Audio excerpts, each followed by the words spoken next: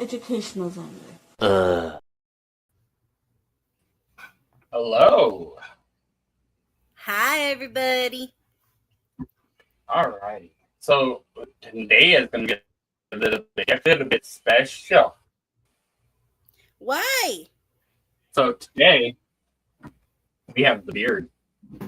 The beard. We got movie maker and podcaster Graveyard. So let's get to the right spot, Vicky. Oh, I'm quite large on the Hi there. Hello. Yeah. Let me fix that. There we go. All right. So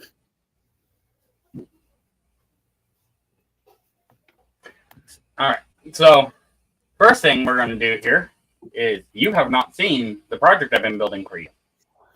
No, I have not. So I have a project. Ooh. So there's significant things to show. So let's go. Ready? Mm-hmm. Boom. Eventually. Delay. You're frozen. There. Mm-hmm. Oh, I'm doing the way in. Yeah. It's in the way in. And very narrow Get it because high enough. we're all on. Okay, I'm going to do this real quick so you can actually see it. Yeah, change the screenage. Oh, wrong person up there. Hi, everybody. Where do we all go? I'm still up here. You Yeah. guys have been. Oh, I hit the wrong one. I hit that one. I hit the wrong one. It's like we're filming with Phil. I pulled the There fill you and go. hit the wrong button. But shouldn't you make your screen the big one? There we go. Ooh. Look at all those guts. So, yeah. And what we are doing today is adding blood. Ooh. I like it. The only things I really have left on here is to add the blood. We're going to put that blood port in for you. Mm-hmm. I already routed it a hole through the body. I just haven't poked anything up through it. And I got to make an eye up because right now I just have a piece of tape there for like a reference point. But it is super light. Okay. The whole body is styrofoam. All Is the it? arms, legs, everything. All this is styrofoam. Nice. And then the head is 3D printed. Also, to make it easier to transport, the head is removable. Oh, sweet. Love it. So I are mean, you both could add another limbs. scene with that. Yeah. Both limbs are also removable. And this top one, because we wanted it to I'll give you a nice register point when it has this peg here and a hole that's hidden right here so that you can fit it right on there and it'll move on the hit point. That way when he pulls it up, it actually moves properly. It doesn't just kind of peel off like a layer. Right. So, That's great work. It really is. yeah. Oh, Sweet. I'm excited. It's we're doing this for one of our films that we're working on. It's going to be a 45-minute movie that we're doing. That's tied into something we filmed last year. So, it's we did something last July about this time, and we realized it was about 35 to 40 minutes. We go, you know what? We're making 2 short films and putting it together, and probably making split screen too out of it. Yeah. So, all right. So, put that leg back on. So, I have not played with this stuff before, so I am not 100% sure how it behaves. Also, I have a bunch of scraps over here I'm going to do something with. So I have all these little chunks like this. Mm-hmm. I was thinking about taking some spray foam and just making like more of this stuff as little chunks so you could spread them like trelling. Yeah. Yeah, I That way, like it. because if a creature got to this thing, it would tear. It's going to put some mess everywhere. Mm-hmm. So, Beautiful. all right. So, a little bit different than most shows for our interviews here. Instead of the standard, so you worked on this, you worked on that. Mhm. I know you've done a lot of movies and or a handful of movies and a lot of roles. Yes. You Yes. have written, correct? Co-written. My first solo written feature film. We're in pre-production of right now, hoping to film in spring of next year. So that is going to be called, I think, official title is going to be The Owl Man of Alsop. Of Elsa? Like Alsop. Let It Go? Alsop, ALSIP. Oh. Like the town. There's a little, really unknown cryptid that exists supposedly in Alsop, Illinois.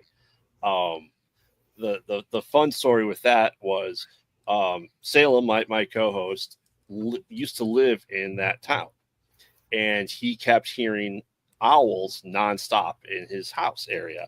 So he looked up owls in Alsop, Illinois, and he found Owl Man, which actually had an unsolved mysteries episode about it. As the show progressed later on, and they didn't really talk about really unsolved mysteries with more cryptid UFOs and all that stuff. So yeah, we decided we're going to be making a trilogy out of that story. So, just saying, wasn't Owlman also one of the superheroes from Watchmen? Night Owl. Night Owl. Yes. Yeah. Yes. So yeah, it's funny because people there's many debates about Owlman and being around the Chicago area, and people think they see Mothman, known from Point Pleasant, West Virginia, but in Chicago. And so now the whole theory is that maybe it's Owlman and people are mistaking him for Mothman. Because if you have a winged cryptid in the sky, who are you going to think of? Yeah. So, yes. And they're both going to have a similar silhouette, and most of those viewings are at night. So yes. Yeah. So, yeah, the first one is going to be a mix of found footage and traditionally shot film. So essentially it's going to be a story of a detective that is investigating all these sightings and piecing together the story of Owlman, but he's going to be finding footage of people's encounters and, kind of like unknown deaths that may be associated with it and kind of piecing it all together. The second one is going to be the cult of Owlman, and we will follow a cult as they worship the deity Owlman and think he's this prophecy, of death and good, but I won't spoil how it ends. And then the third one we deem to be a mad science experiment gone wrong, and to be about a scientist who's actually creating all these cryptids in his lab. Oh. That is a dead dog prop distance string. How very astute of you. Yes. I just thought of something. Mm-hmm. At some point in this, we have a little thing for you to do. So we had the people from our chat come up with some names for the dog. Okay. And we're gonna let you choose which one wins. Okay, sounds good. Yes, we have 19 total names. Wow. To be fair, majority of them were from Sackpool. Okay. So we're gonna give you all the other ones that other people put in, Mm-hmm. and then Sackpool's because he had like 12. Okay. So the first one, because I'm going from the bottom up, is Mr. Wolfington, Okay. Bob, Astro, and I'm just to find where it's not Sackpool, Killer, Ed with 2 D's, Okay. Bruce C for Bruce Campbell, Mm-hmm. and Hansi. And Ponzi. Yeah. Okay. Any of those? I like Mr. Wolfington. Is that Mr. Wolfington. So that's so in the far? So running? far? So far. Okay, out of that section of names. Okay. So now here's another cluster, Okay. and I have Archibald, Fido, Willy Wonka, and Channing. For Channing Tatum. Yes. Okay. And were all those from Sackpool? Yes, so we're getting into his names now. Okay. Interesting. I'm surprised James didn't chime in and say Bluey. He doesn't come in our chats that often.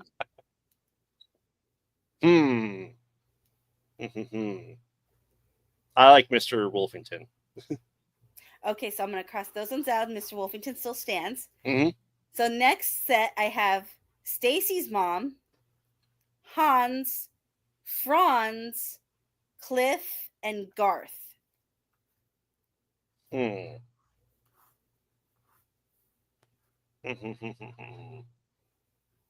liking Garth. Okay. Party on, Garth.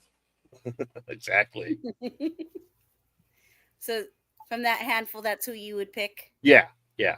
Let's cross out those. And then I have 2 others, and then we'll see who we have left. Okay. Elmer and PVT Pale. PVT Pale? Yeah, I don't remember what the reference was. Private Pale? I think so. I don't know what that reference is either. Unless it's Pile. Maybe Private Pile. Yeah. Gomer. Yeah. Yeah, Private Gomer Pile. As in, distance learning said, as in Enos. If you mean Enos, the show, as in ENOS, it's how you say Enos. You can't submit names anymore. Just because the other one you put in didn't make it. Oh, Phil. Is that Tyler or Phil? Yeah. That's Phil. It's Phil. It's Phil. Because even Tyler's didn't make it either. It was his Bob. No. Oh, I can see his being Bob because he dresses as Bob, right? That was a Phil one, actually. Oh, okay. Garth Enos. Don't know who Garth Enos is. Okay, again, you can't add names. It has been closed, sir. Oh. Yeah, Say Wong's going, they're not listening to you. No, Sandra? they're not. And they're all going to get a chancla when I see them. So, Private Pale or Elmer is the choices right now. No, I think he would. I think I like the Garth and is that the last bunch? Yeah, that was the last 2 before Okay. we go to the final choices. I think, yeah, I like Garth and Mr. Wolfington.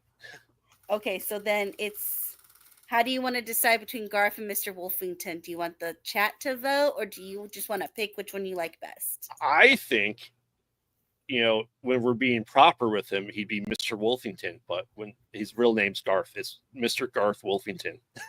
Oh, so you want to combine them? I do. Okay, I mean, it's your dog. You can name him however you wish. So just so you know, Mr. Wolfington was from Bruce, our 10-year-old. And then Garth was one of Sackpool's. Okay. So he's Mr. Garth Wolfington. Yeah. What we'll That probably sounds like a person, too. what we'll probably do is we'll refer to him on set as Mr. Wolfington, but in credits he'll be Garth. Okay. So one thing I was looking at doing for this is grabbing a dog collar and putting a tag on it. Yeah. Because it'll do two things. One, it'll help hide the seam. Mm-hmm. And two, it just gives it that little touch. But I am going to weather the hell out of that collar so it looks dirty and blends. Yeah. Yeah. And then I will go to Petco and get a dog tag named for it. Oh, I was already going to do that. I was going to get one made up. Okay. Yeah. In film, he'll be called Garth. Garth. Got it? Yeah. You got that written down? Because you're the one that takes all I got the... it written down too.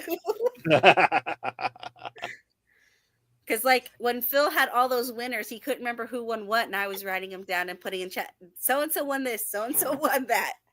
Mm-hmm. And he still owes me a shirt. Oh, does he? Yeah. It's why I usually have a notepad open with me all times when streaming. Yeah, me too. I have this one's all full, but it had the names, and then I have a new one. Nice. Because I have, besides this and Distance Nerding, I have Sat Geeks. So I just have nerdy notebooks with all my nerd stuff. As well you should. As well you should. I have my own handy dandy old VHS cover Halloween as my note taker for the podcast. Oh, nice. So I just keep one because ADHD. I can't have 5 different books for 5 different things. They'll cross anyways. We have our claw wound up here too. Nice. Love it. Say Wong still has a saber to collect from Kyber Cave. How'd you win a saber again, Say Wong? From Kyber Cave, every 100 subscribers they get, which they've been freaking skyrocketing than often, they give away another Kyber, or they give away a lightsaber on their podcast. That must be. I could have sworn they upped it to 250. Last time I checked, it was 250, but I don't know, maybe still 100 because they passed me in subscribers. Oh no, they're way up there, but every time they hit the next 100 marker, they give out another one, and they're at like, I think when they were last weekend, they were at like 56 on the way to the next 100 marker. So, and that's great. Yeah, they have 180 more subscribers than me at this point. So, kudos. Yeah. Well, we're just trying to get. Yeah, we're aiming for 2 right now, and then we're gonna give away all kinds of weird stuff like a Leo Pleurodon. Ooh. Yeah. I have, for our 100th episode of Conversations in the Void, I will be giving away a graveyard lightsaber. Ooh. What's a graveyard lightsaber? It's from Kyber Cave, and they made sabers named after all the hosts. Oh. So I have it sitting just off to the left here. So I have one too that he gave Sat Geeks, and I somehow ended up with it at my house. But it belongs to Sat Geeks. I have 2, but they're for a costume. They're up over there, sticking out of the wall. Yeah. But those are mine. Yeah. Deadpool awesome. Needs his lightsabers. He does. His lightsaber katanas, absolutely. Sweet. Well, thank you, chat, for all those names. Now we have a name for the prop on set, and then the name of the dog in the movie. Yeah. Like Bruce we were just talking about it, and Bruce just goes, "You mean Mr. Wolfington?" And we're like, "Is that a name you're submitting?" Yeah. Not too shabby. Yeah. All right. So the stuff I'm using right now is called PermaBlood. Mhm. It's actually the same stuff they use on like the movie sets when they put blood on a knife and they're going to stab someone for 2 days straight trying to get the shot. Yeah. So it's not meant to go on your skin because it does not come off easily. But it will stay looking wet forever. Even once it dries, it'll still look wet. Okay. I like So, that. All this will look like wet, soppy blood and guts. You can see all the shine coming off here. Mhm. Try not to give it too much shine. You want some shine, but too much, you're just going to start getting the hot spots. That makes sense. I know you're filming. I don't know what your lighting situation is where you're filming. So. It will be essentially it's going to be a survivalist that's out in the woods that does come across this. So he will just have his essentially GoPros on him.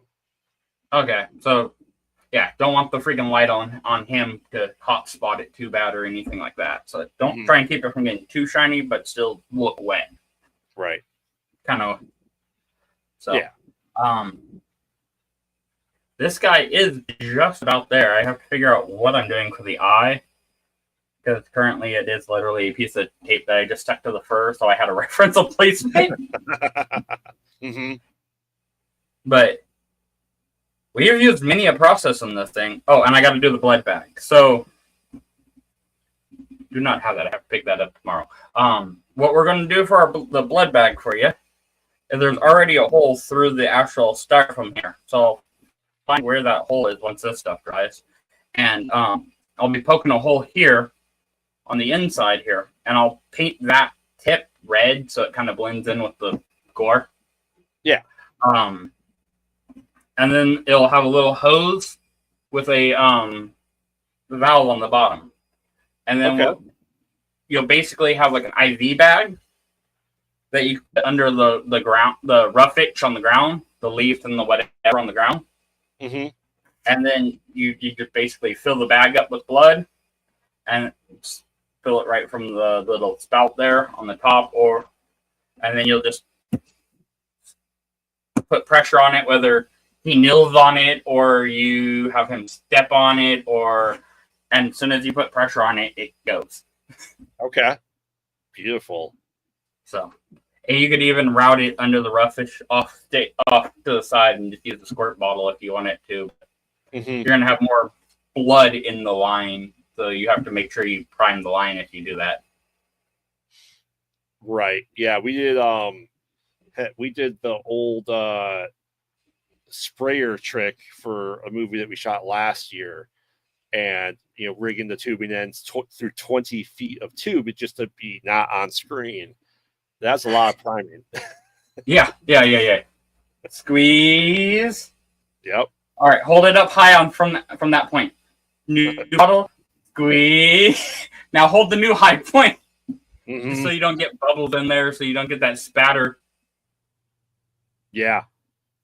Was that for the other piece that I made you for the neck piece? No, that was I haven't used that yet. I'm filming that here shortly as well. I have too many projects going on at this point in time to keep track.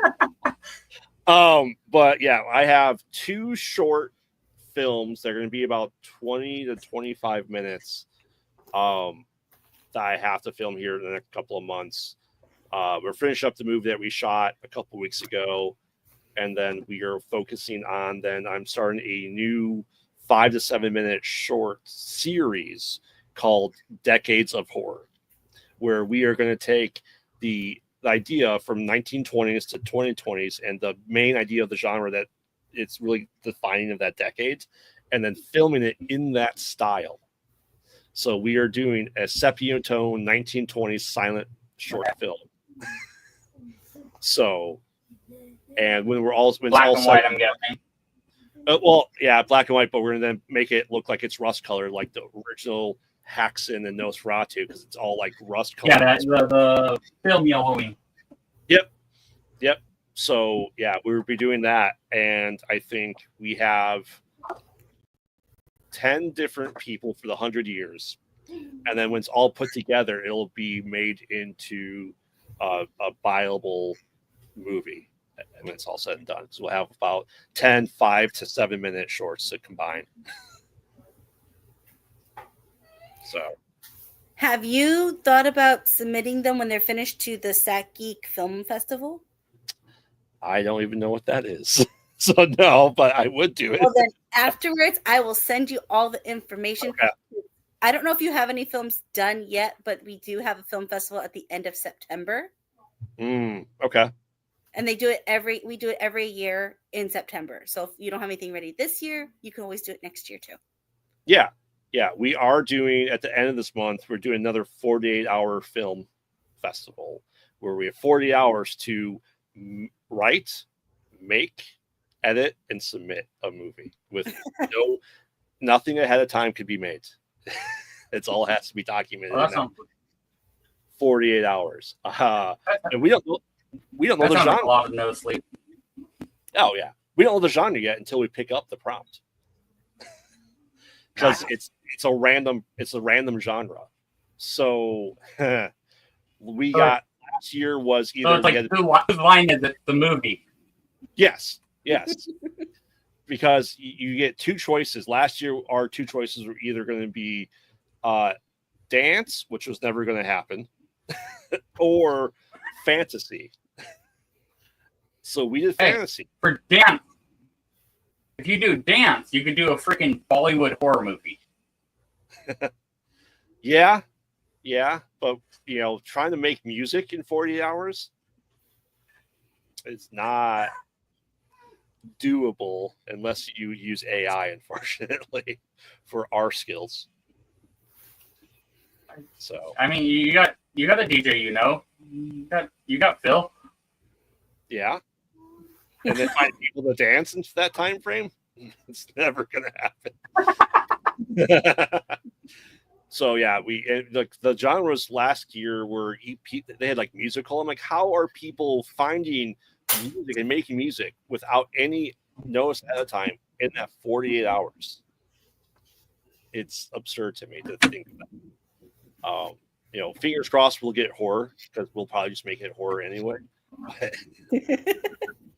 When there's a will, there's a way. Our fantasy was fantasy comedy, so that we did. Oh, that works with there's comedy horror. You can do that with anything. Mm-hmm.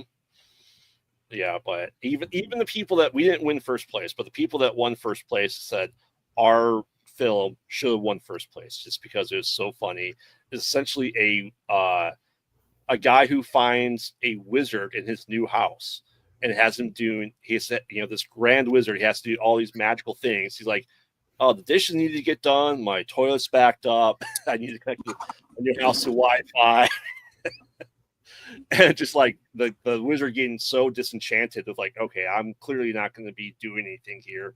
And he's like, whoa, there's this one guy. His name's Evil Steve. And he keeps stealing my lunch every day. So they have a grand wizard show off at the end. So. Oh, have you used the arm yet? I'm curious. I have not yet. I did bring it with me a couple weeks ago. We did not use it as of yet, but it will be coming up in my season 2 episode of our found footage anthology TV show. All right. So it will be there. I'm just curious when my arm will make its debut. Yes. So what's really fun with it is just walk up and drag it across the side of someone's face. Yeah. People just freak out. Oh, I do this to my kids. I do this to my kids all the time. I do. I when I know I have a prop it's like her that. arm, and she didn't like what I did to her. So it'll be fisted in soon. Sure, Phil. It's not a fist though. It's just like that. So. Oh yeah, like I said, when I have these props at my house and I know that they're in the box, I have my kids open it up just to get grossed out by it. This oh my god! will be a fun one then. just a box full of dead dog parts. Mm-hmm. Exactly. It makes it. What's also really fun for me is when I get to ship these off to you, I have to carry this into FedEx and go, I need a box for this. Yeah. They look at you just normally. Last time it was like a 20-year-old black lady, and she just looked at me like I was insane. Yeah, we're all a little insane. Well, yeah. It's like 8 o'clock on a Sunday. I'm just like, I need a box for this arm. Mm-hmm. Oh yeah, like I said. And how do you declare a value on an arm? Like really? Well, I mean, like, if is it a value of $200 or more?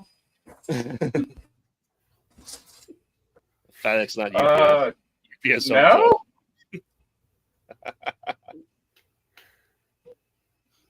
Awesome. FedEx is closer. Yeah. So, if someone was looking to make some movies, what advice do you got for them? Honestly, it's do it. It's you always think about you think how easy movies are to make because you see how many are pumped out by Netflix. 80 of them a day it seems like, and Shudder and Tubi. It just seems like a lot of people are putting it out there. But the fact that a movie gets made, in Hollywood, it's maybe one out of every 100 scripts that get made, right? And in the independent world, it is making it because it's your idea, but you have to be able to put yourself around other people that want to help make your vision come true. When you're independent and you don't really have a budget or money to pay people, it has to be for a passion of it all. But just get it made. Even if you are using your iPhone, as much as I don't want people to make movies on iPhones, you can do it, right?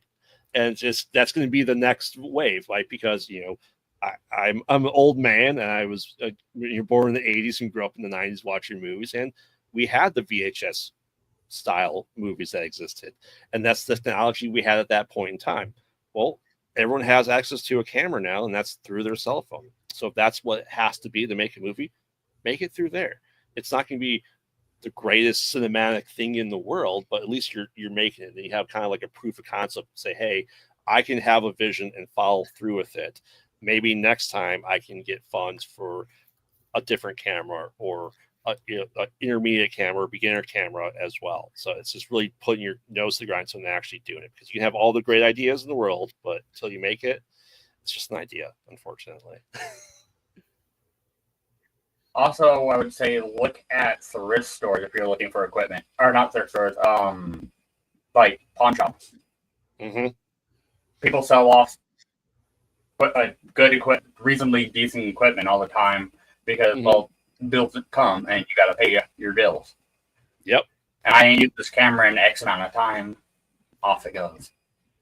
Yeah, so, I mean, I used eBay. I have a Blackmagic 4K, which is a decent camera, but it came with everything I needed for it, plus a lot more for under $1,000 on eBay, and it was used. And because someone bought, the next version of it, and used equipment. So as you said, thrift store or pawn shop, who cares? If it's working, use it. Might have to buy a couple extra batteries, but overall, it's just a good start with it as well. Yeah, and Amazon usually has the older batteries for like the Model 2, 3, 4 models back. So yeah, oh yeah. I'm sure you've seen some of the videos Phil's been putting out for the live interviews. Mm-hmm. So the camera that we use for the audience is like 2 gens ago 360 cam, and the main footage camera is a like $100 tablet I bought on Amazon. It's a little Samsung. Mm-hmm. It don't have to be something special to get a decent quality video. Yeah. Yeah, and if nothing else, for example, you can have this nice, supposedly 4K camera. It's not really, from China for $120 on Amazon, and it's still something. Still the SD card. It's pretty cheap. It's not gonna be the best quality, but it's still something. Yeah, It has 4Ks, but just not all at once. No, not even close. It says 4K. It's not even close to it, which is a shame, but You get half a K each frame. so you don't have to break the bank to make your movie. You really don't. As long as you have a good story, people will look past, the video quality, the sound quality, the computer graphics, if you have any, if you're using Paint, it's there. But if you have the story, you just remake it in 10 years and call it the special edition version. Yeah, Director's cut. like Lucas. Exactly. Oh, And George Lucas is exactly the thing, is because he's never been happy with what he's made. He was still editing it and still wants to make changes to it. Yeah. Nearly 50 years later. Yeah, which now leaves me looking for a box set of VHS tapes that I will probably never find, because I want the one with the Java Hut with the humans. Oh, I have that on Laserdisc. I have the Laserdisc for Revenge, signed by the puppeteer of both Yoda and Java. Oh, wow. Nice. But yeah, the Laserdisc is a better quality than Which the VHS. also was from the end. Mine has never been played. It still has the original cellophane on it. Okay. Nice. which fine. I found it for $3 at the thrift store. Never been played. I'm like, mine. Oh yeah. Yeah, I have all three versions of the original trilogy on Laserdisc. I have the theatrical release, I have the home release, and I have the special editions. Because nothing says screw you, George Lucas, for your special editions by putting them on the worst quality possible. I mean, you could have got a Betamax. That's true. I still have a Betamax player. My parents chose Beta over VHS in the 80s, and they were wrong. The rest of us were Honestly, right. it was a slightly better quality video. It just didn't get popular because it was bulky. Well, as most people know, porn drives the industry, and porn chose VHS. Porn chose Blu-ray over HD DVD, so it's kind of what happens. The same thing down the line. So, yep. Just because it's a better quality doesn't mean it's the one that wins. Exactly. It's also which one's cheaper to produce. Yeah. Beta, better quality, but you had less time on the tape itself. So you had to do 2 tapes for a movie versus 1. Well, VHS got there too. I mean, Titanic. Yeah, but paper. Yeah, but most of us only watched the first VHS tape. I didn't finish that, so I saw the beginning of the first tape and the end of the last tape, and that's about all I really needed to see. Yep, as I told my sister when it came out, the boat sank. Get over it. Ghost Ship was a better boat movie, anyways. Oh, for sure. So is Poseidon Adventure, and I just like that movie was set up for a freaking sequel, and I still want it. Like Ghost Ship was set up for a sequel, 100%. Oh yeah.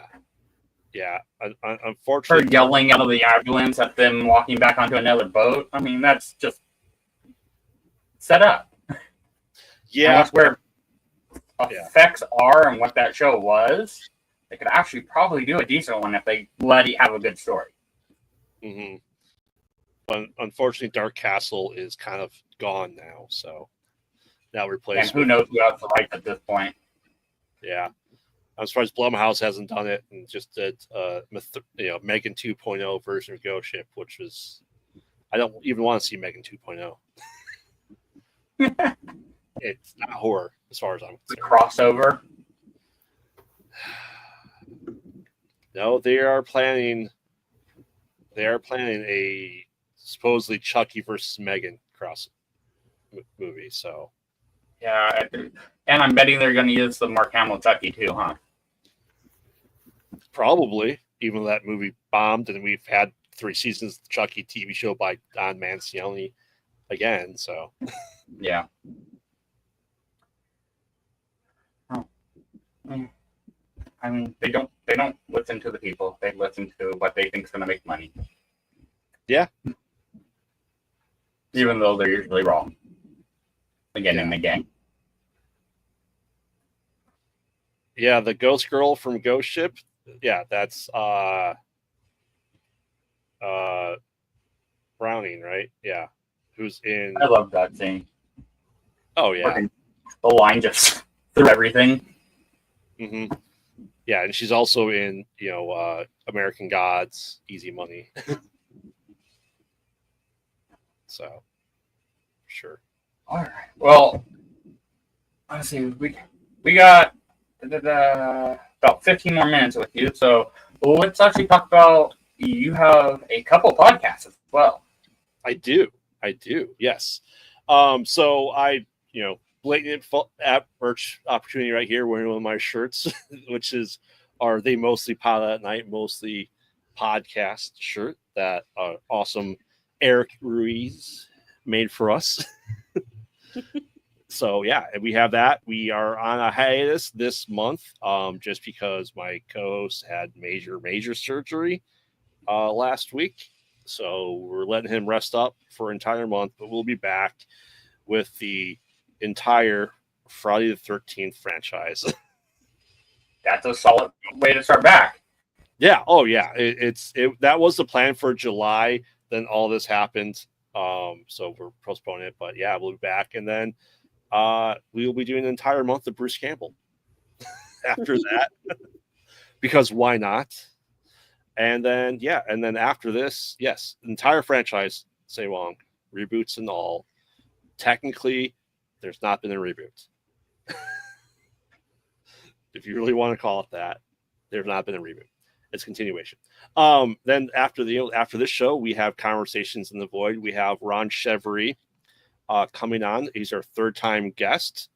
He's coming on to talk about his new movie, Alien, behind the scenes, that came out yesterday.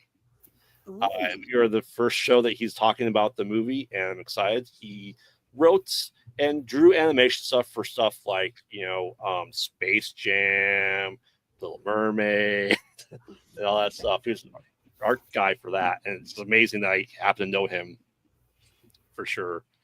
And then we actually, yes, the first one or Yeah. no? There's only one Space Jam. Okay, so the one that Teen Titans Go watched. Okay. Yeah.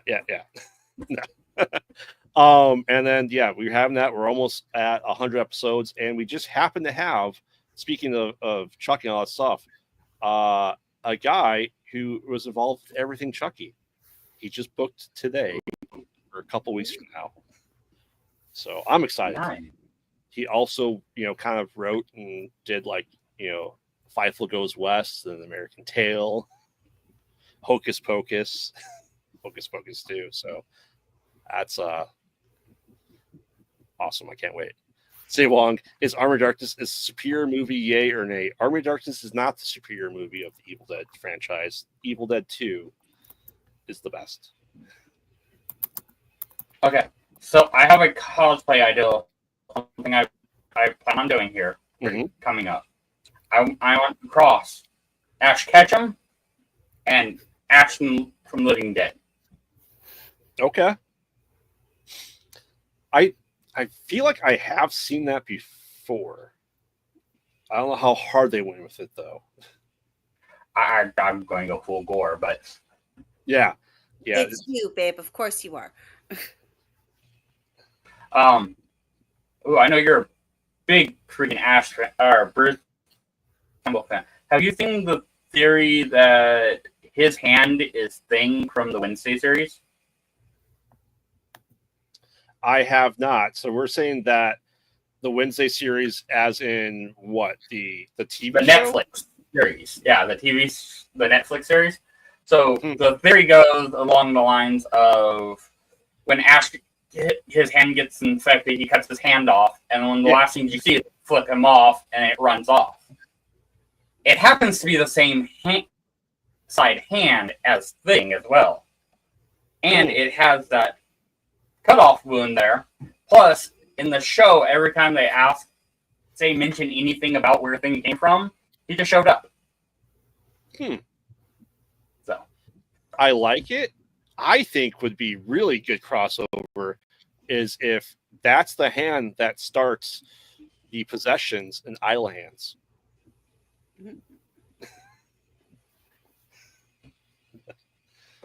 That would be very on brand for Adam's family too. Yeah. If Thing is one of those hands from Isle Hands, I think so. So how would you do? Would you have Ash then catch all the Deadites in Pokeballs? Or they be Necronomicon balls? So I was thinking on my Pokedex, just make the Pokedex make it red still, but make it out of like the wrinkled flesh, and where the camera is, put the eye up there. Okay. I like it. On the screen for what's showing, put that weird tentacle thing that lives in the swamp. I don't know. I don't remember what the hell it was called. But the the little too friendly swamp tentacle thing. Yeah. Okay. Definitely have the chainsaw hand, because I mean it's not Ash if you don't have the chainsaw hand and the boomstick. Correct. The kind of key features to show the character. Just like for Ash Ketchum, you kind of need, for the era that I'd be going for, which is Gen 1 Pokemon, for 150. You need the hat and you need the vest. Yeah. Would you have a dead Pokemon through the chainsaw?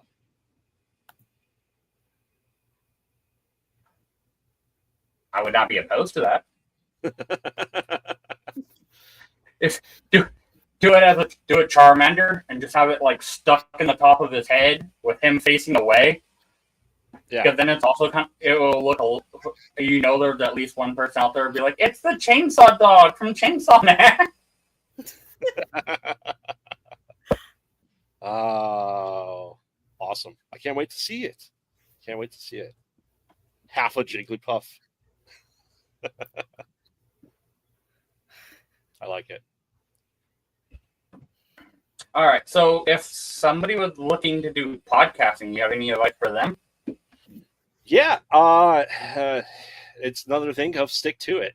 Most podcasts don't get past 10 episodes, which what statistics say. Yeah, we beat that. Yay! I mean, we didn't think we were going to make it past 10. And by any stretch of imagination. Honestly, I don't count. I've lost track, and that's probably for the best. Yeah.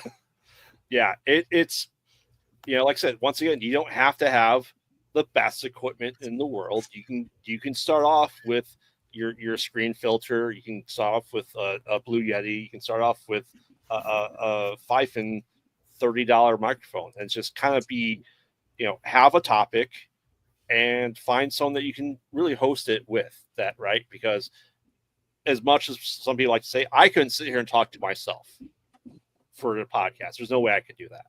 So having someone else that wants to do it with you, that loves doing the show with you and is a contributing factor. You hit something. Yeah. Oh. I don't know why I turned my camera off. It did not like what I did. At least it was you and not YouTube. Mm-hmm. Ah, there it is. But yeah, so and just kind of stick to your brand. It's going to be rocky at the beginning until you find your footing. We start off like 3 to 4 hour podcasts, and we realized this is not sustainable to do it all like that. And so we really focus down that movie path of what we do, and we stick to our formula. And it's just we're scripted at the beginning and scripted at the end, but everything in the middle is based off our notes, and it's just how the conversation goes. And said you don't have to make it hours upon hours. When we did the Alien franchise, which is Salem's favorite franchise of all time, when he talked about aliens, he probably quoted and the entire plot details of the entire movie in 2 hours, the length of the movie. And that episode was 5 hours long. And we're just going, this is way too long. We have to cut it up here. And so we kind of found our sticking point of 3 to 4 movies a week. And it's been working for us. We've done 154 episodes at this point in time. Weekly, sometimes bi-weekly in October, because you're masochists like that. So yeah, and just do it. And like I said, I would never have done Conversations in the Void, the interview show, if it wasn't for Distance Learning. Hands down.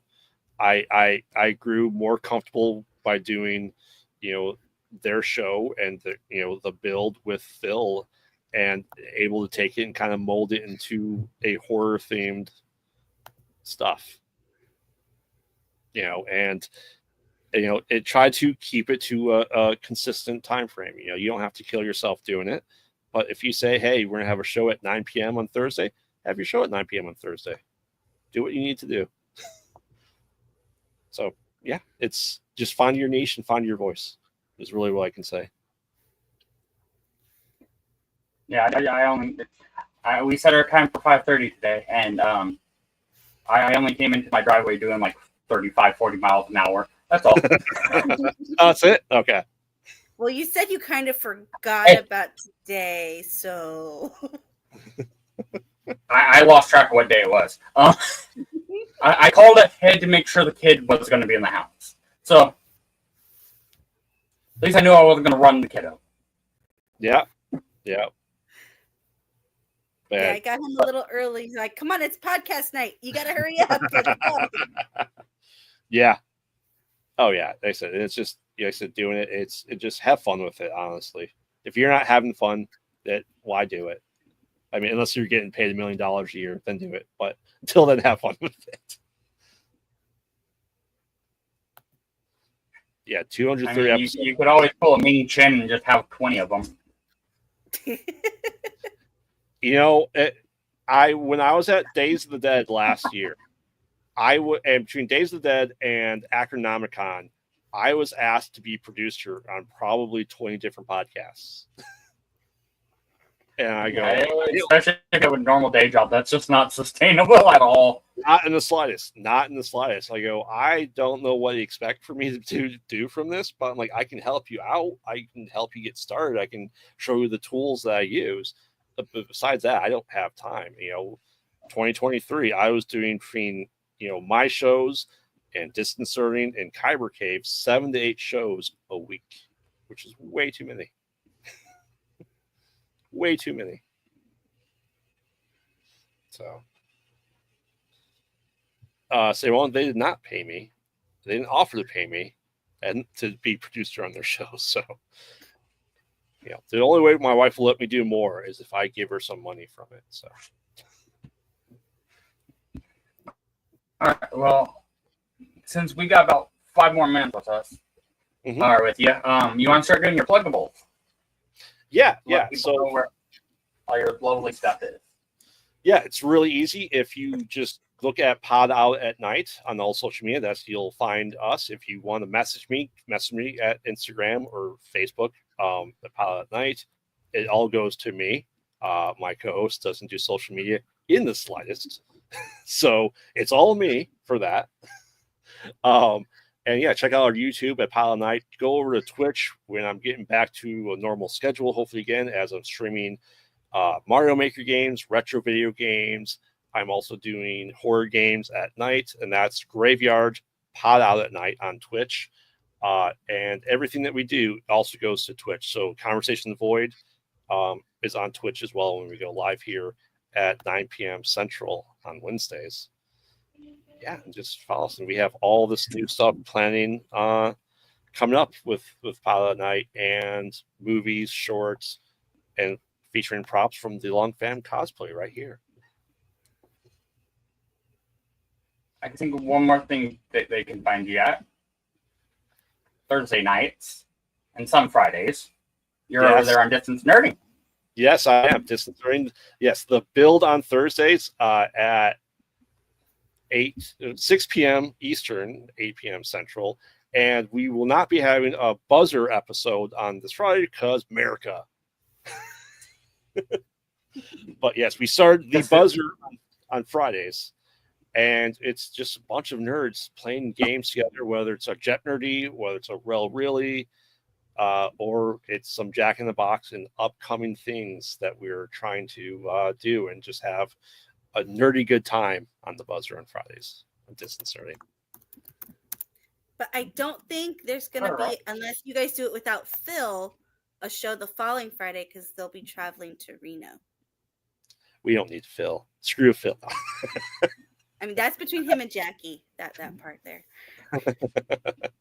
Jen knows how to run it now. Jen has it too. So I've had it for a long time. Ray can handle the show. Yeah. Yep. And yeah, we are we got a couple people that can pull it off. Yep. And yeah, our nerdy game shows of cross promotion with other channels. We've had many people say they're going to come onto the show, and we're just maybe crushing some screens or some Guardians of Galaxies, or some rock stars that might be new. I don't know who they are yet, so we'll see. All right. Sewon, to answer this, I think they're going to be at a Colossus Girl show that same weekend, so they won't be able to do that. What? Oh, man. Yeah. At least not this year. Yeah. That's a shame. Which really sucks because Ming's going to be out there. Yeah, I saw that, and I was like, oh. Okay, because I know Sat Geeks is having a panel there too. So it's like, oh, so many reasons for us to be there too. When is it? Oh, September, I think. San Diego? Oh, Meadowlark. So end of this month. Yeah. Yeah, that's a shame. I'm hoping that, next year I will be at maybe Gym State or Silver Age with Distance Nerdy. Ooh, we do too. And Jen. Yes. Jen. You're looking to be at LA Comic Con? Where's my press pass, Phil? You got to come down with us then. Exactly. Sweet. All right. Well, I know you have people to talk to, so we'll let you get your show set up. And sounds good. We'll send everyone your way when we're done here. Sounds good. So, all right. Bye. See you on channel. Bye, Crave. All right. Have a good one. Bye. My mouse go. Maybe if this thing will do it. And stay off. Nope, he's back. So it's okay. All right. Technology. Yeah. Yeah, you gotta click the right button. Well, my mouse didn't want to wake up, so I had to do the touchscreen thing. Okay. I didn't know if I double tapped. I was worried I pulled a zombie land, double tapped it. All right, so I think, this stuff's about dry. It's tacky, but it's mostly dry. So we can take a look at it now that it's dry. My mouth wants. Yeah, there's my mouth. All right, we'll take a look at what we got done today real quick, and then we can do the con rounds. All right. Let's take a look at this doggy. Let's take a look at Garth. All right. So, go this one. Wrong one. You're going to go big. Huh? I'm not Garth. There's Garth. Garth. Now you're small. All right. So, Dougie got Howies. Our doggy got out. And our doggy got a name. Provided by 2 people. Yes. All right, so what we ended up with here. Let me see if I can get my arms underneath this thing to support it. Is we have got our nice wet guts. I'm surprised with how red the blood is. I expected it to be a little darker, but it is very resemblant of the Halloween store blood. The main difference being the blood on here after your skin. So like clean arm, still clean arm. So no matter how much you bump and touch this thing, you won't transfer it to you. And the other thing is it doesn't fade out and turn pink. So if you're looking to make something gory and gross like this, so the guts down here are spray foam. The main shell body is, no, I got it right here. This pink board insulation styrofoam here. You can buy it at any Home Depot, Lowe's, anything like that. If you use the spray foam, you can actually spray it between the layers and then put weight on it and layer up multiple layers and make one big foam block. I do recommend using spray foam to connect them, because then if you want to use something like a hot knife or even blades, it's easier to cut through because you're still just cutting through more foam instead of something like the Gorilla Glue, which is going to give you like a plastic substance that you have to then try to get that to cut, not to pull and tear apart.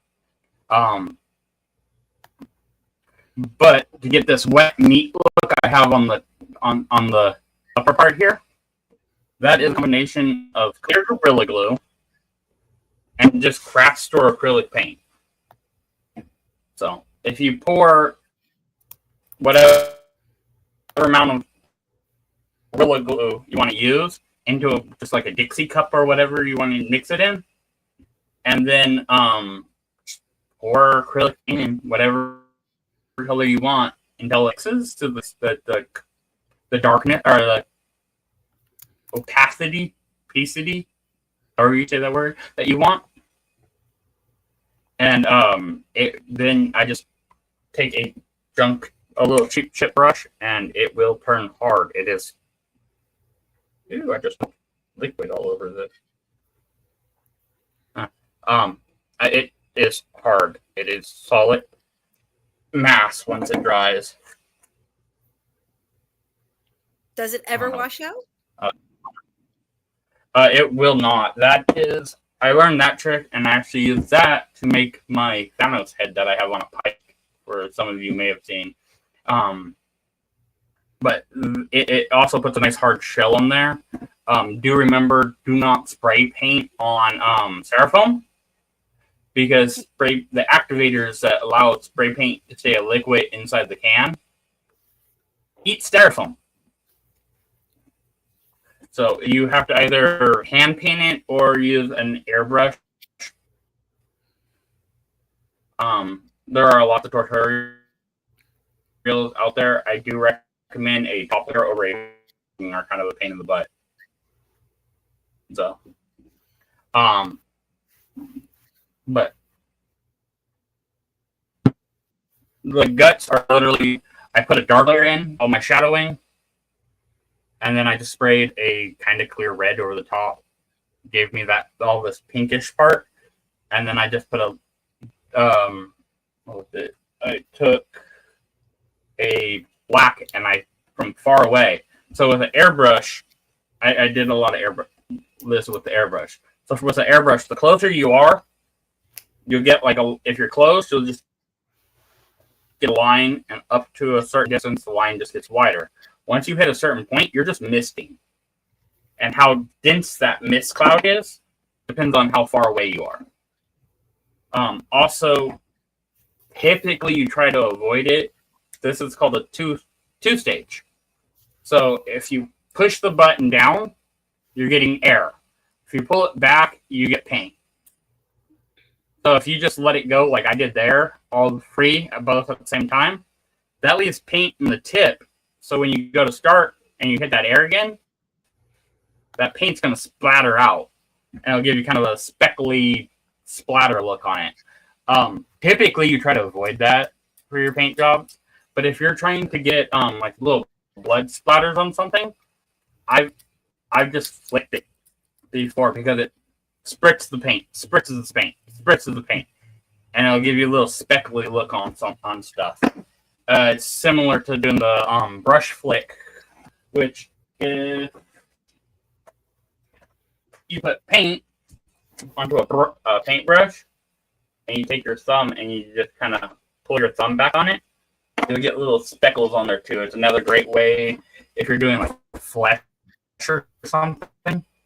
You can get a lot of this undertone before you put your top coat on. If you're trying to do latex stuff, one thing you can do is if you do like the speckle paint job on your part and then paint the latex over it, when you do all your final work, it'll give it like undertones, which will help you out a lot there too.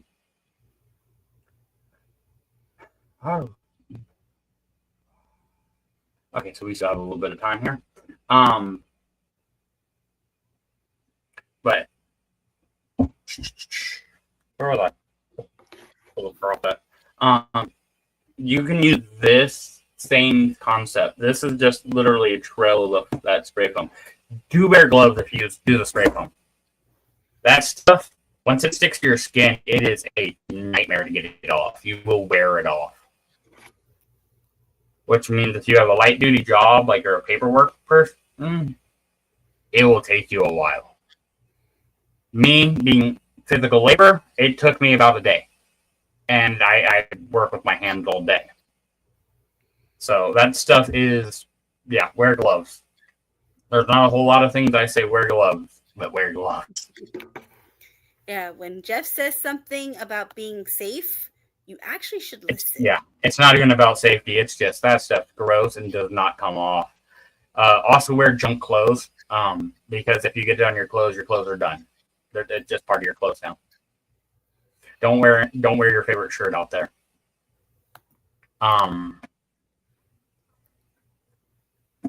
So another thing. So this being an animals, the fur matters. So even if you're doing like your own creature that you're wearing, so the fur has a nap. I can best show this with the head. Let me pop that apart. So the way I designed the head, the reason this dog lays the direction it lays is because I did not think about the nap for one part. And I cut the whole side of the head here, across the top, and down the other side as one piece. So the top I was able to save because he kind of gets a buzz cut. You're going to have shorter hair on the face. I just used a basic pair of scissors to trim his facial hair. But you guys can see this side, the hair flows from the head downward. On the body, it always kind of flows down towards the back and down towards the bottom of the legs. Is the general direction of the fur on most animals. It's because then when you're out in the weather and the elements, stuff is going to land on you and run off. When you get it backwards, you get this knotty mess. So this one will lay down perfectly fine if I wipe it up. But that's not the direction it needs to go. It needs to go the opposite way. So it makes this puffy fluff. So if you need a matted fluffiness, something like a Totoro, you can, if you wanted it like his belly to be fluffy, you can put your nap backwards and just brush it down and it will keep that fluff out. But if you need it like something like the gray on Totoro, like his back, you'd want to put that nap aimed downward so that when it lays in, it just all lays nice and flat and smooth. So that is definitely something to pay attention to if you use furs. Even something as simple as like a shawl across the top of your shoulder.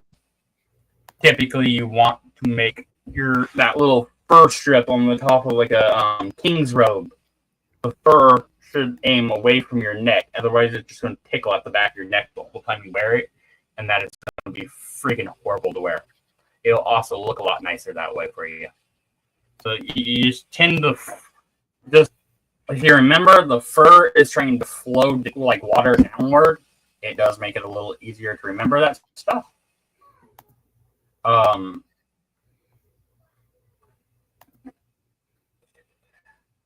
Yeah, so you just remember it's like water. It wants to flow down, typically. It'll help you with your fur. So what else do I have? Also, with fur especially, if you're buying fabrics, I always say buy at least an extra yard more than what you need.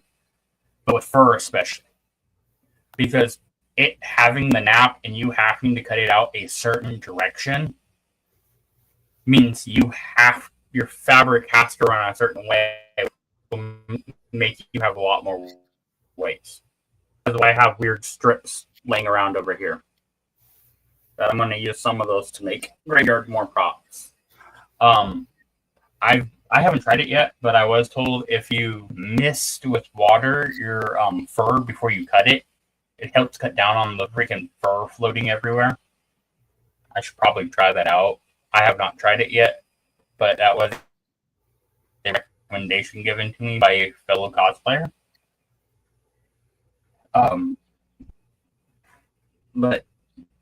And don't be afraid to experiment. Take different medias, take different stuff. I mean, just right here, you have these arms are made out of the packing styrofoam from like a TV. The body is normal styrofoam. The guts are spray foam. The head is 3D printed. You have fur on all of it. The arms and the head are contact cement the fur on. The body has Gorilla Glue holding the fur on. So, I mean, don't cross mediums. Like, it doesn't have to all be the same thing. I also, like, on the 3D printing, I use 3D printing welding to get this metal pipe in here. So I just I literally took a old curtain rod I had laying around, heated it up, stuffed it into the bottom, cut off the excess, and then I had the hole oversized itself. So I took the drops from 3D prints, because you always end up with all these supports like these, and I just took you could use a hot soldering iron. I have one bit I don't use that much for my hot knife, so I kind of designated that for my weld. It's called plastic welding, and I just literally knock chunks off into it. If there are videos out there on plastic welding, but the quick basic line of it is if you're trying to fix a crack, fold from one side over the other way, then back the other way, and then fill in your divot. That is the simple version of it. If you're filling in a hole, kind of try to just push it down there as much as possible, because the surface is going to stay hotter than down below, because that heat has somewhere to dissipate into that plastic. So just shove it down there as hard as you can, as quick as you can, to get that plastic down in there where you need it. And you can get a pretty solid grasp on there. There's no glue holding that hole in. It is literally just plastic melted to it. So you can get a pretty solid hold on there. You can also use that if you're 3D printing and you have two pieces and you print it, say, a gut plate and a chest plate, and then the other side of the chest plate, and you need to weld that or make that seam disappear. You can overfill that seam until it's crowned up over itself, and then sand it back down. And if you do it after you get a little bit of practice at it, it's not horribly hard to get pretty proficient at it, and you can actually make your seams disappear. It does take a lot of sanding. depending on how over the top you want to go.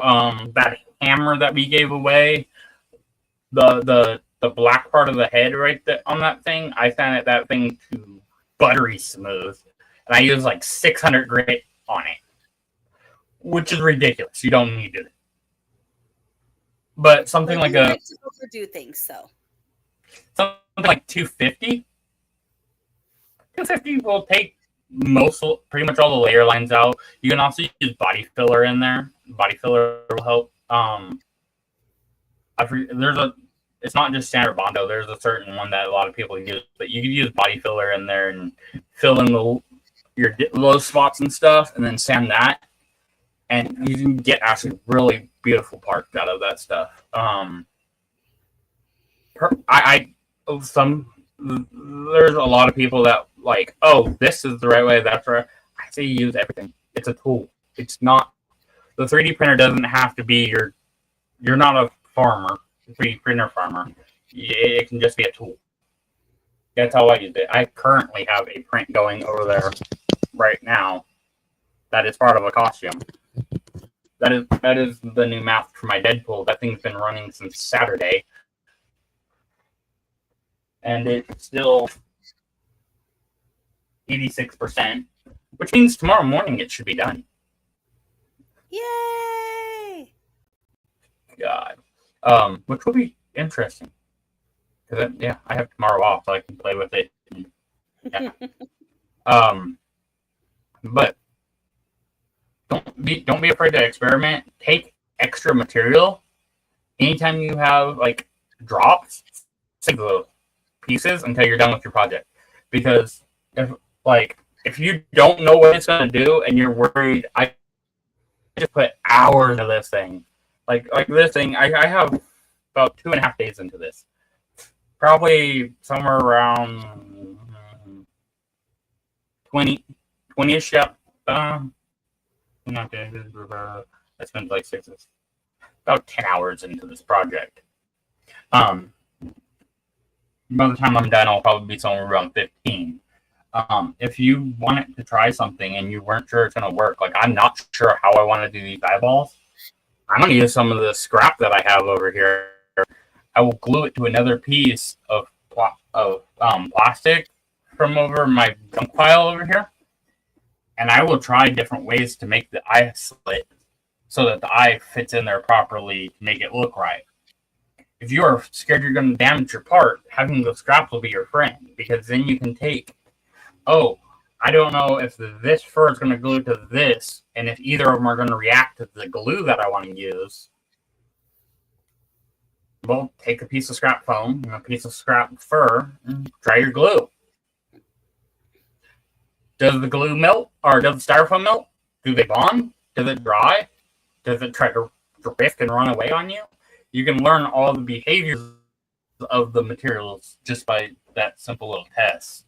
That test will help you out greatly. Blah, blah, blah.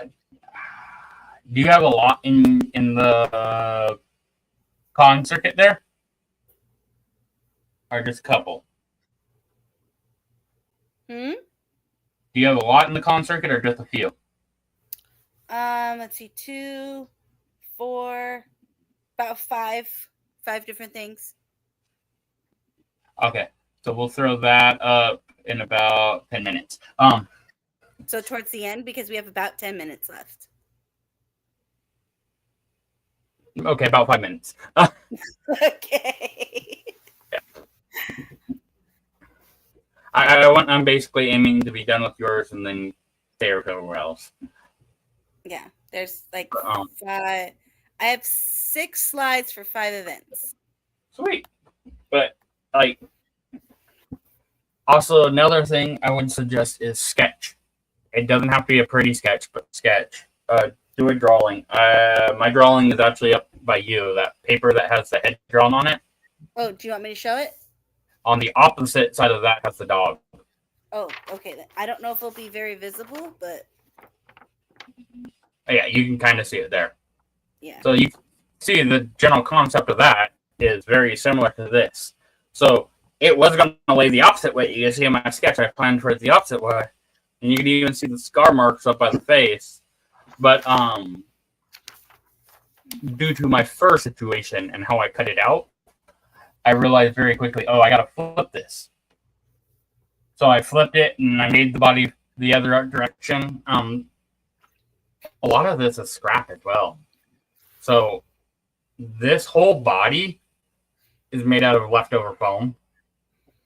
This is TV packaging. The lower leg sections are those little light up foam sticks or that you get at like concerts and stuff that came from a quinceanera. Because I didn't buy them. Yeah, and the metal tube here is something that's been sitting in my junk pile since Reno. So since Reno. Since we lived in Reno. I got that back when we had the garage. That was 5 years ago. Yeah. That thing's been floating around forever. The spray foam I did go pick up. That's cheap. You bought the fur. I mean, the legs to get them to stay in shape is literally wrapped in electrical tape. I think there might even be a little piece floating around on the floor around here. Yeah, somewhere around here there's a little chunk of it because I had to shorten his leg a little bit. It's literally wrapped in electrical tape to keep this curve in his leg. Like there's a lot of little things you can do just to keep if you're scrap. My general rule is if the scrap is bigger than my hand, I'll keep it. If like this, I still see it, it's worth keeping. But something like this guy, it disappears, I would junk that at the end of the project. I hold it until then because those little pieces are the best ones to do your sample tests on. Another thing is that Deadpool mask that we're printing right now. I am going to be making my own skin shell for that out of an old punching bag. Those of you that have been here since episode 1, I talked about it way back then. The inside of that punching bag, when I took it apart, ended up having like a plastic layer that you cannot breathe through. So I took one of the worst parts of that thing. There was this little strip that was useless to me. I cut it up and I put it onto a mat and I tested different chemicals to see what would break down that plastic without destroying the fabric. It turns out it's acetone. But you can get a lot of information just out of the little junk pieces there. Because you can find out how it's going to behave. If you don't know how to sew, scrap fabric is great for that. That's what when I taught Bruce, 2 weeks ago, how to use the sewing machine. I told him go to the scrap basket, grab a chunk of scrap fur, just a small one. And he came back with that. I'm like, fold it in half, set it in the machine, and then he's like, okay. I'm like, now set the foot, and I ran him through all the steps, and I had him sew on that scrap piece because you mess it up on the scrap piece, who cares? It's borderline trash anyways. So I'll keep your little bits, but remember, don't that fine line between keeping the little bits that might come in useful and hoarding. So, and I think that brings us to your part. Yay! So let's go. Okay, let's see here. So, you guys, the next event we'll be at is Silver Age Comic Con. You can catch us walking around or hanging out at the Distance Journey booth because that's what we do with Colossus Girl Entertainment's things. We're normally hanging out with Distance Nerding and helping them out with stuff. So it's going to be July 12th and 13th in Reno at the Reno Sparks Convention Center, connected to the Atlantis. So if you do go and you happen to get your room at the Atlantis, you don't got to worry about Reno heat because you can walk on the Sky Bridge and be in AC the whole entire time, which we tried to tell Frey, but one day maybe. Also, when we're there, we will be teaming up with Tomb Room to host the Cosplay Marvel meetup. It's going to be Saturday at 12:30. More than likely going to be at their booth because they do have a setup for photos. So catch us there. We're currently working on some new Marvel cosplays to wear there for the meetup. So you guys get to see new cosplays and get to hang out with us and say hey. So that's going on there too. Do you want to add something? That is going to be at Tomb Room. It's actually looking at the bottom of that. It says Tomb Room booth for the location at the bottom there. Also, if you're trying to do the cosplay contest, that's the perfect time because over at their booth is where you go sign up for the cosplay contest. Right. And then next, if you can't make it to that, but you're still in the Northern California area, there will be Stockton Con Summer in, obviously, Stockton. So you guys can head over there too if you want. It's the same days, July 12th and 13th. And they're going to have tons of guests there, all kinds of fun stuff. And I wish we were able to go because there's some people like, oh, kind of want to go. But then again, you're like, oh, we already planned Silver Age. So maybe next time, another time. But if you guys can't go to Reno, you want to go somewhere, there's Stockton Con. And then the following weekend after, yeah. And then after that, the Saturday after, Nova Collectibles presents, it's like a small comic shop down in Madera. And they are going to have Steve Cardenas, who was Rocky, the second Red Ranger from Mighty Morphin, and Goldar. So we've got to meet Rocky a couple times. He's a really nice guy, great guy to talk to, and super friendly to all his fans. So, yeah, he is so nice. He is so nice. I mean, he's like one of the best. But yeah, he's really cool. And Goldar, I hope we're able to go because I would love to meet Goldar. That would be great to meet Goldar. So hopefully we can make it down there too. If not, that's okay. But I mean, I think that was super cool when I saw that flyer.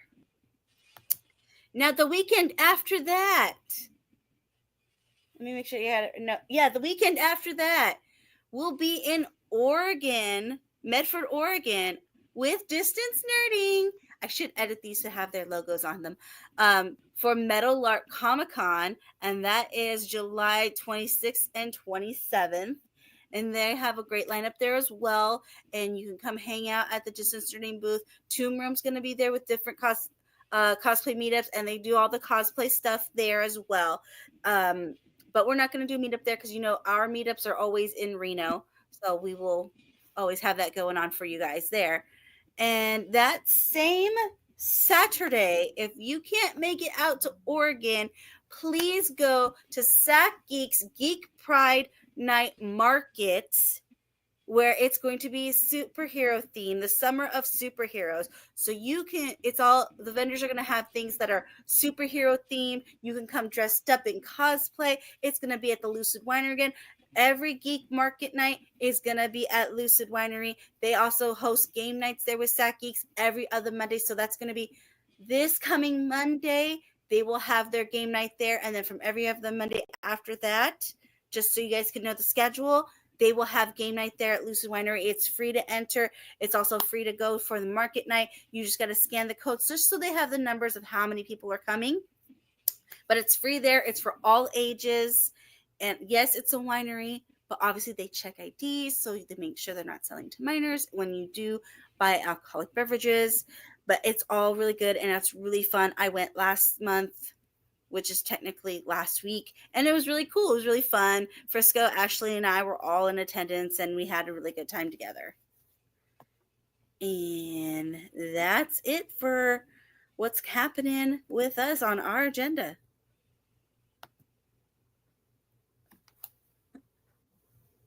Sewong saying Anime Expo Day 1 is tomorrow as well. Yeah, that is in LA. Yeah, that is way down there in SoCal.